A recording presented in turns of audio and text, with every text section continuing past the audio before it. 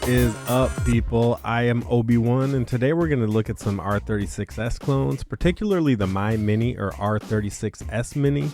I bought both thinking they were going to be different devices, but from what I can tell, they are identical, so AliExpress, you got me again. The primary difference between this and other r36 clones is the single joystick located right in the middle and the relative compactness of this handheld.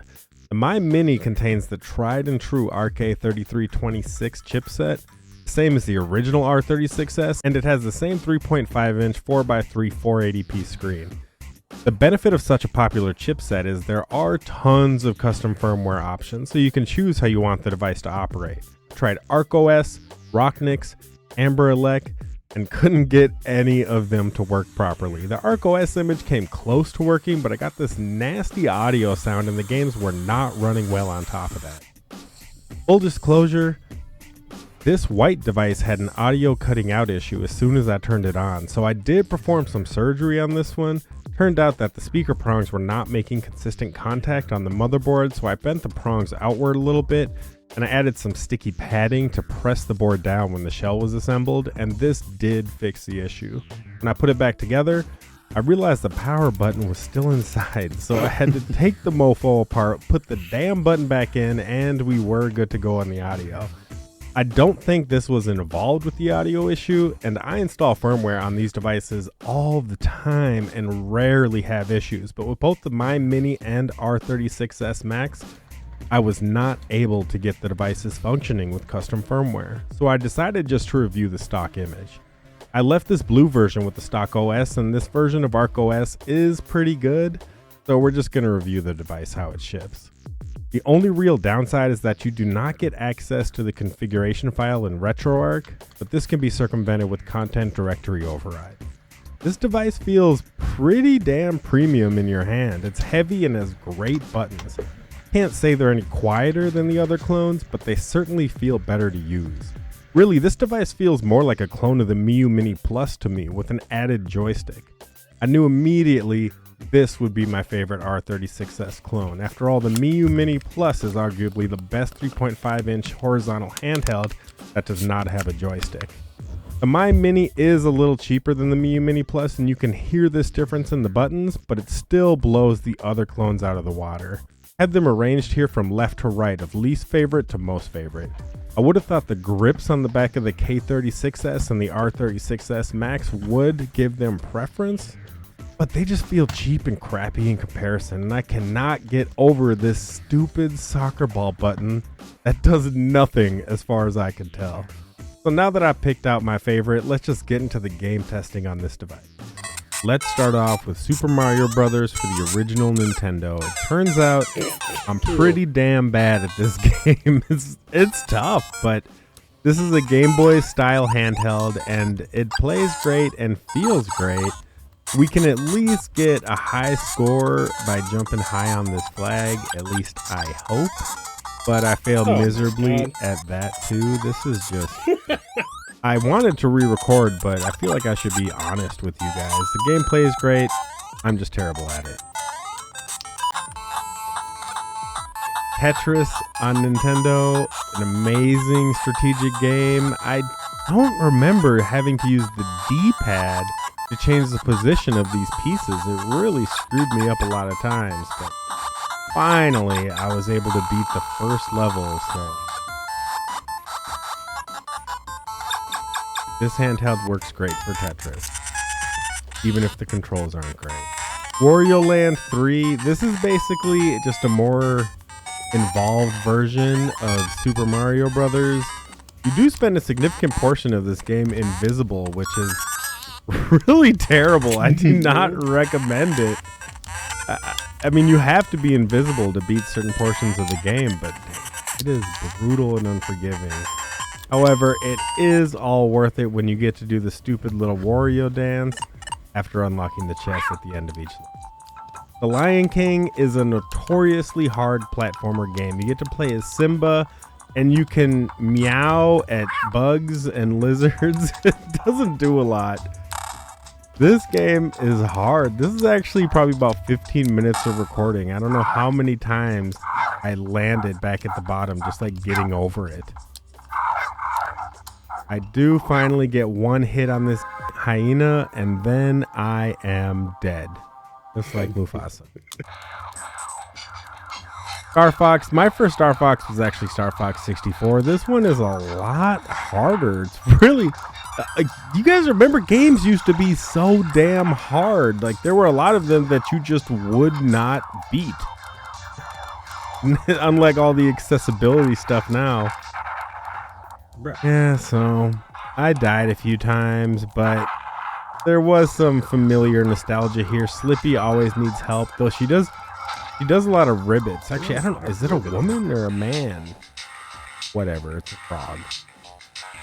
Driver 3, they do try to tell you some story in this game, but really what's cool about this is that on the Game Boy Advance, this was the first handheld where you had this open world that you could explore and interact with. It was truly amazing what you were able to do on these games, given the constrictions of the time.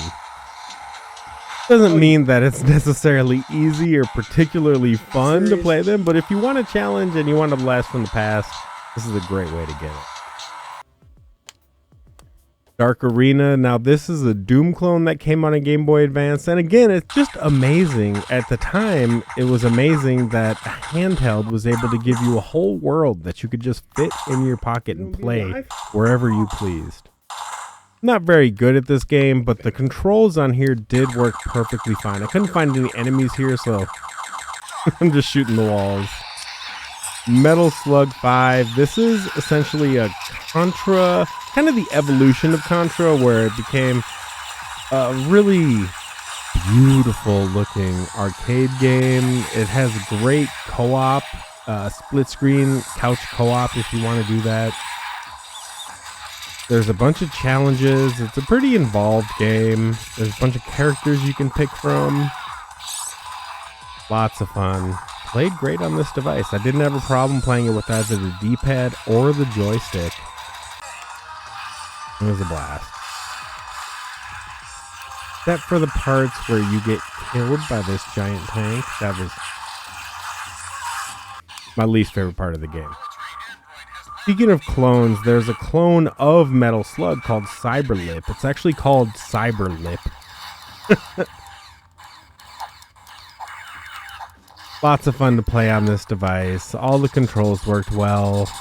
No complaints. It's a pretty difficult game, but you get a variety of enemies. There's mini bosses. There's different weapon types, different shot patterns. Lots of fun. You do eventually fight this stomach mutant Kuwato type thing. That alone is reason enough to play this game. Samurai Showdown. A lot of people like this game. It's very popular, so I decided I'd give it a try. Don't really know what I'm doing, so I'm just button mashing, pushing all the buttons. Eventually it works. So no complaints.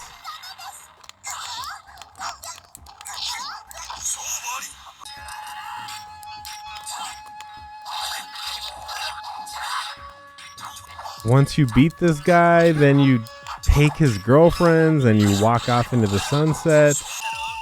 It's a good game just for that. Final Blaster. We're going to try some PC Engine. I never had one or even knew anybody who had one of these systems. But shoot 'em ups are always just simple, plain fun. This is a 4x3 console. Looks great on this device. You get to use a joystick, which is something you can't do on the Mini Plus. Strongly recommend. Oh, fuck.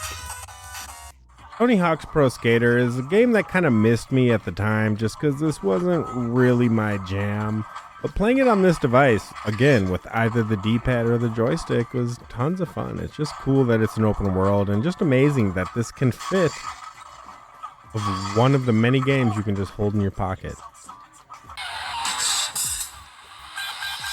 Now we're going to do some real PlayStation testing on Tekken 3. Like I said, Paul is my guy. I am trying to do a rolling attack here. It's really the down, forward rolling movement. and I'm not able to hit it as much as I want. I kept getting my ass kicked by Whole Rang. I don't even know how to say his name. He thinks he's Bayek, but he sucks. No way. I am able to hit the move more often than not, but I don't know. I wasn't really sold on this D-pad. It protrudes a lot and it's kind of stiff. So I did enter practice mode here to see if I'm able to hit this move consistently. At first I wasn't, but like on most D-pads, there is a sweet spot that you can hit. And pretty soon I was hitting this move every single time that I tried. This is just fine for fighting games. It just takes a little acclimation.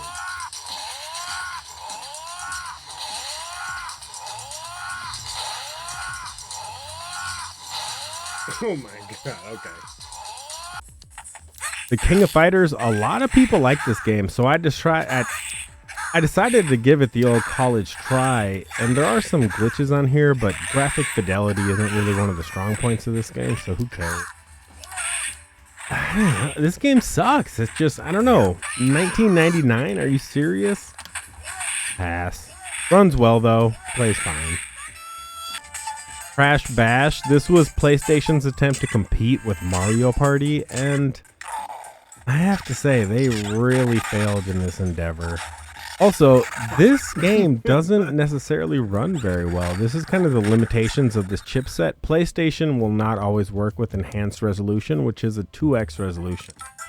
Once you turn off the enhanced resolution, yeah, it will play fine, but unfortunately, you are still playing Crash Bash at that point, so you're not going to be having that great of a time.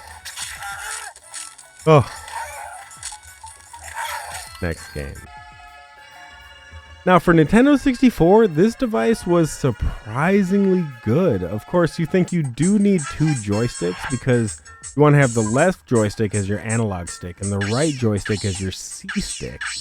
But they map the C stick to the D-pad here and it just works very, very well. This is actually...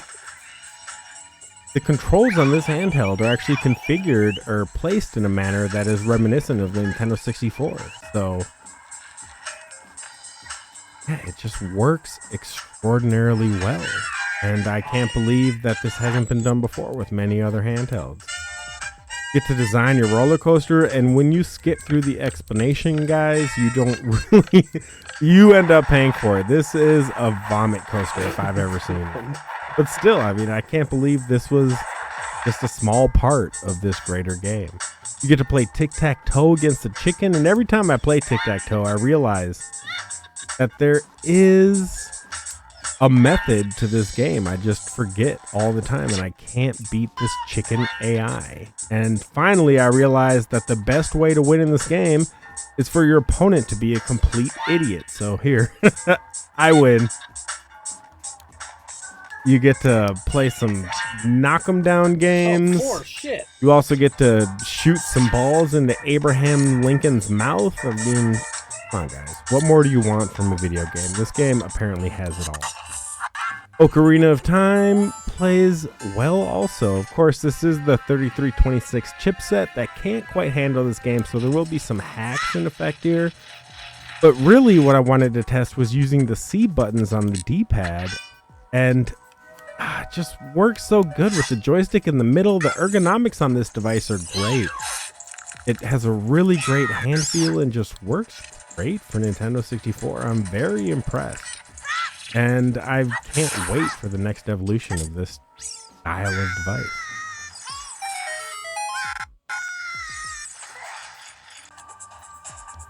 Since I was loving Nintendo 64 so much, I decided to try Mario Kart 64, and again, this is the arrangement of the controls on this device are very much like a Nintendo 64 controller, and it felt really good to play all these games. You can tell if this screen up here is black, that means you do have some hacks enabled, and it's not necessarily a completely genuine experience, but it doesn't matter. Look at Bowser just stopped so I could win. Mario Kart is so skillless. We're going to try some PSP. Now, these are 16:9 systems, so it's not going to utilize the entire screen when you're playing these games, and you will have to remap the controls so that they're not completely stupid, which does really bother me. You got to think, when you're selling these devices, you only have to create one image that's configured correctly, and then you can just clone that image to all your devices, and they didn't bother to do so here. But when you're buying a clone, these guys are, I don't know, they're like slaves working in a sweatshop or something. Probably terrible. Darius Burst for PSP. This is a great game. Tons of fun. Very easy to emulate, much like Soul Calibur, so it will run fine on this chipset.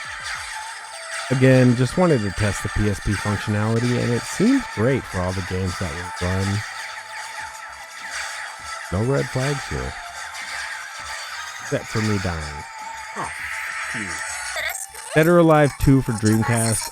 I kind of use this as the testing point for which Dreamcast games will run, and the fact that this is running like crap, even when it's at 1/2 resolution, 320p here, still does not run in a playable manner in my opinion, so only about half of the Dreamcast games will run. It didn't even bother to put Crazy Taxi 2 in English. Again, just lazy. When you're building one image and you're trying to make money, do a good damn job. What are you guys thinking? It runs okay. I actually would consider this game playable, even if the graphic fidelity is a little bit subpar. The benefit of picking up mimes is that mimes are not allowed to speak, but this game doesn't know what the hell a mime is, and they will not shut the fuck up. So I make sure all of them are late. They get so mad that they just jump out of the moving taxi. I hate mimes. So I would say, in conclusion, if you are looking for a good R36s clone that has better controls, feels better in the hand, just has a Miu Mini Plus premium feeling between $35 and $45, then the My Mini is a great option. I wouldn't necessarily recommend installing custom firmware on these R36s clones, because it does seem like these pages and these images were kind of just thrown together and aren't necessarily all operational with these different imaging techniques that the manufacturers have used and shipped these devices with. So in reality, this device does have a great control layout, and I very much am a huge fan of it, and I think it works great with Nintendo 64 and almost anything really. When using this compared to the R36s, I would say that using this joystick is much more comfortable, and I have no idea why more manufacturers have not decided to go with this single joystick placed in the middle style. So that's the main reason for my motivation of putting out this video. I do want to promote this controller layout on handhelds in the future, and I hope you guys are with me. Other than that, if you have any questions or concerns, leave a comment below. Obi out.